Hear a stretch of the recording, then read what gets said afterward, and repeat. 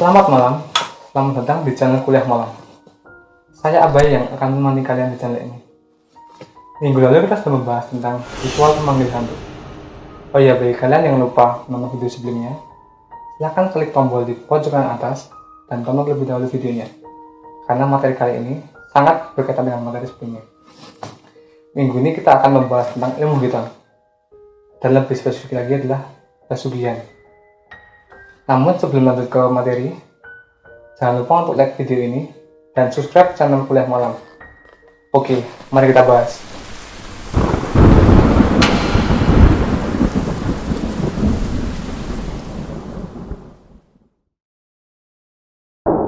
Sejak kecil kita sudah diberikan konsep mengenai hantu, setan, dan makhluk halus lain.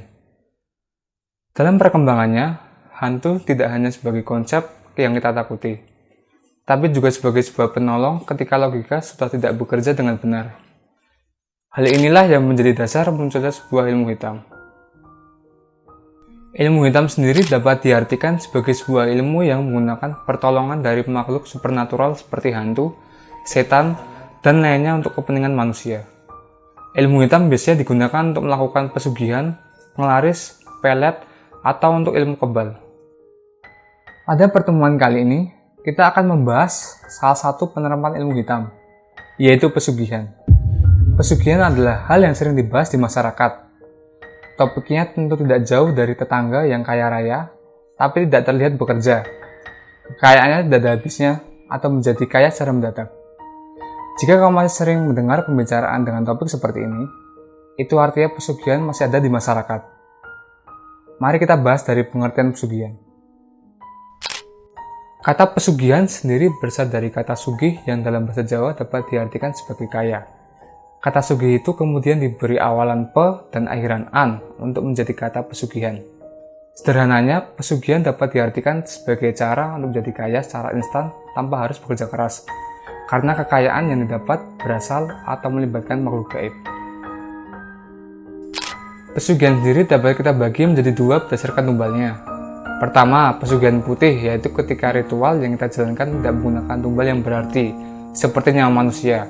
Sedangkan jenis yang kedua adalah pesugihan hitam. Seperti namanya, pesugihan hitam memerlukan tumbal yang sangat berharga, yaitu nyawa manusia. Ada sangat banyak bentuk pesugihan yang sudah dilakukan orang-orang sejak dulu.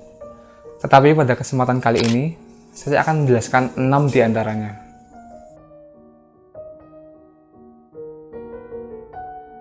Pesugihan yang pertama, tentu sudah banyak orang yang tahu, yaitu pesugihan tuyul.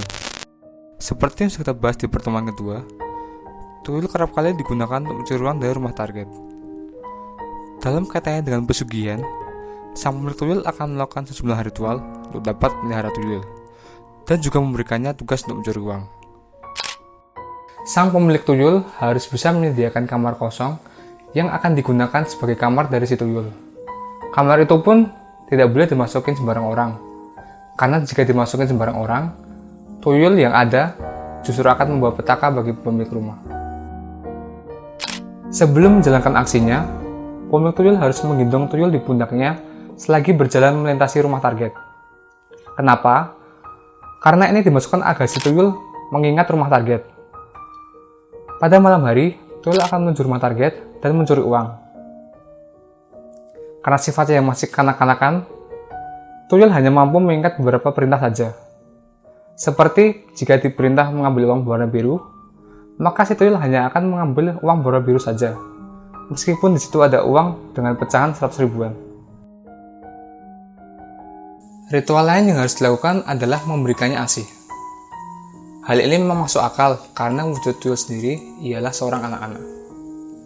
Namun jangan salah, menurut mitos yang beredar, tuyul tidak minum ASI dari majikan perempuannya. Yang tuyul minum ialah darahnya. Hal ini pula yang menyebabkan wujud fisik majikan semakin lama semakin kurus, seperti hanya kulit dan tulang saja.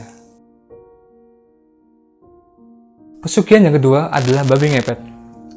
Dari namanya saja, kita sudah tahu bahwa pesugihan yang satu ini pasti ada kaitannya dengan siluman babi. Biasanya sebelum menjalani pesugihan babi ngepet, orang akan pergi ke daerah di mana terdapat siluman babi. Daerah tersebut bisa berupa hutan atau gunung. Kemudian dengan bantuan dari dukun atau kuncan sekitar, orang tersebut akan menjalani sebuah ritual. Syarat dalam menjalani ritual ini tidaklah mudah, karena ritual ini membutuhkan tumbal. Tumbalnya pun tidak sembarangan, yaitu tumbal orang yang paling disayangi. Setelah menyanggupi tumbal dan mengikuti ritual, pesugihan ini baru dapat dilakukan. Untuk melakukannya, butuh setidaknya 2 orang. Satu sebagai siluman babi ngepet, dan satu lagi menjadi penjaga lilin. Umumnya sang suami akan menjadi siluman babi, dan sang istri akan menjaga lilinnya. Dalam menjalankan aksinya, siluman babi ngepet hanya perlu menggesekkan badannya ke tembok dari rumah target. Setelah melakukannya, sejumlah uang akan langsung berpindah ke rumah di mana lilin yang menjaga sang istri berada. Kamu mungkin bertanya, apa gunanya lilin yang menjaga sang istri? Jawabannya adalah sebagai penanda kondisi dari sang suami. Jika lilinnya bergerak-gerak tak tentu arah, artinya sang suami sedang dalam bahaya. Yang perlu dilakukan adalah segera matikan lilin agar sang suami dapat menghilang dan selamat. Namun jika terlambat dan lilin mati dengan sendirinya, itu artinya sang suami sudah meninggal. Resiko yang ditanggung sang suami ialah akan menjadi budak siluman babi untuk selama-lamanya. Pesugihan berikutnya adalah pesugihan bulu genderuwo. Pesugihan ini mungkin tidak sepopuler 2 pesugihan sebelumnya. Namun jangan salah, pesugihan bulu genderuwo masih eksis di perbatasan Jawa Tengah dan Jawa Timur. Untuk melakukan pesugihan bulu genderuwo, seseorang harus melakukan sebuah ritual dengan sesaji yang bermacam-macam. Sesaji yang dimaksud berupa tumpeng dan jajan pasar, kembang setaman, minyak misik, dan yang terpenting adalah ayam cemani yang hidup. Langkah pertama yang harus dilakukan adalah pergi ke tempat yang diyakini ada genderuwonya. Seperti pohon gayam. Di bawah pohon gayam, pelaku pesugihan harus membakar terasi bakar sambil mengucapkan mantra. Isi dari mantra yang diucapkan adalah sebuah persembahan dan penyampaian niat ingin mengabdi kepada genderuwo. Lebih lanjut lagi, mantra itu juga mengandung makna agar dipermudah dalam mendapatkan materi duniawi dengan meminjam bulu genderuwo yang dimilikinya. Jika sang genderuwo menerima persembahan ini, ia baru akan menamakan wujudnya. Genderuwo kemudian akan menginjak kepala ayam cemani hingga mati, kemudian makannya. Setelah selesai makan, genderuwo akan memberikan bulunya kepada pelaku ritual. Yang perlu dilakukan selanjutnya adalah memasukkan bulu tersebut ke kantong kain mori berwarna putih dan membawanya pulang. Dengan adanya bulu genderuwo ini, hidup pelaku pesugihan akan sangat enak. Harta kekayaan akan mengalir dengan derasnya setiap hari. Perlu diingat bahwa suatu hari sang genderuwo akan kembali untuk mengambil bulu yang sempat ia pinjamkan. Saat hari itu juga, hidup pelaku menjadi miskin. Namun pelaku pesugihan dapat pula meminjam bulu itu dengan kembali mengikuti ritual. Tumbal dari pesugihan ini biasanya adalah orang terdekat. Mereka akan meninggal dengan kondisi kepala yang hancur, sama seperti ayam cemani. Pesugihan berikutnya banyak disebut orang sebagai pesugihan putih karena konon tidak menggunakan tumbal. Pesugihan yang dimaksud adalah pesugihan kandang bubrah. Pesugihan satu ini adalah sebuah pesugihan yang mengharuskan pelaku pesugihan untuk melakukan renovasi terhadap rumahnya secara terus-menerus. Sebelum melakukan renovasi, pelaku pesugihan wajib untuk memberikan sesaji pada makhluk gaib yang akan membantunya. Selama proses renovasi pun, pelaku pesugihan masih harus mengikuti aturan dari ritual yang dimaksud. Contohnya dari sang pelaku pesugihan wajib ikut bergerak dalam proses renovasi. Ikut bergerak di sini berarti turun langsung melakukan renovasi, seperti mengaduk semen. Nah, ciri ini pula yang sering digunakan orang-orang untuk mencari tahu apakah pemilik rumah yang direnovasi sedang menjalani pesugihan kandang bubrah atau tidak. Bagian dari rumah yang direnovasi pun tidak boleh sembarangan. Bagian yang boleh direnovasi hanya bagian depan dan belakang. Sementara pada bagian samping tidak boleh dilakukan renovasi. Selain itu, ada juga pantangan seperti tidak boleh menanam pohon beringin dan menggunting kuku di malam hari. Sepintas nih hal yang mudah bukan? Hanya mungkin pesugihan ini akan lebih mudah diketahui para tetangga daripada pesugihan lainnya. Pesugihan selanjutnya dapat dikatakan pesugihan yang unik dan jarang ada di tempat lain. Pesugihan ini berada di kawasan wisata Gunung Kemukus yang berlokasi di Sragen, Jawa Tengah. Pesugihan Gunung Kemukus dikatakan unik karena dalam ritualnya, para pengunjung percaya jika ingin pesugihannya lancar, maka harus melakukan pesta seks di wilayah ini. Untuk ritualnya sendiri, biasanya para pengunjung melakukan ziarah di depan makam Pangeran Samudro yang ramai pengunjung di malam Jumat Pon atau bahkan di malam 1 Suro. Menurut pengakuan wanita Parubaya yang telah puluhan tahun melakukan ritual ini, awalnya ia hanya berdoa dan mandi kembang di Otro Wulan. Kemudian ia melakukan ritual seks agar doanya diloloskan lewat perantara makhluk gaib. Ada keanehan pada ritual seks pesugihan ini, yaitu diharuskan untuk melakukan dengan penduduk sekitar. Atau dalam kata lain, ritual seks ini tidak boleh dilakukan bersama pasangan sendiri. Menurut sumber, ada 2 versi ritual seks. Jika dari versi juru kunci, sangat tidak dianjurkan atau bahkan dilarang untuk melakukan seks.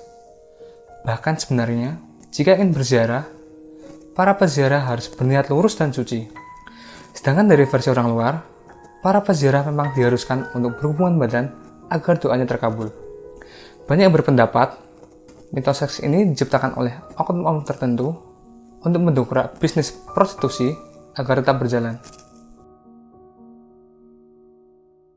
Pesugihan yang terakhir adalah pesugihan Nyi Blorong. Pesugihan yang satu ini dipercaya bisa membuat orang menjadi kaya secara mendadak. Nyi Blorong merupakan sosok legenda Indonesia yang berwujud wanita cantik, bertubuh manusia dari pinggang ke atas, dan berwujud ular dari pinggang ke bawah. Ia merupakan palemah terkuat yang dimiliki oleh Kanjeng Ratu Kidul dan sering dianggap sama dengan Nyi Roro Kidul. Setiap kedatangan Nyi Blorong, ia akan meninggalkan kepingan-kepingan emas. Emas tersebut diberikan sebagai imbalan kepada orang yang bersetubuh dengannya. Emas ini dipercaya merupakan sisik-sisik dari Nyi Blorong. Pesugihan dengan Nyi Blorong dipercaya membutuhkan tumbal arwah manusia pengikutnya. Saat ajal, arwah pengikutnya itu akan menjadi bagian dari penghuni keraton gaib Laut Selatan untuk selamanya. Selain itu, dalam jangka waktu tertentu, Nyi Blorong juga meminta tumbal nyawa untuk menambah jumlah prajuritnya serta meningkatkan kecantikannya. Pesugihan Nyi Blorong diketahui berada di lingkar Pulau Jawa. Namun belum diketahui secara pasti keberadaan Nyi Blorong. Apakah di daerah Jawa Barat, Jawa Timur, atau Jawa Tengah?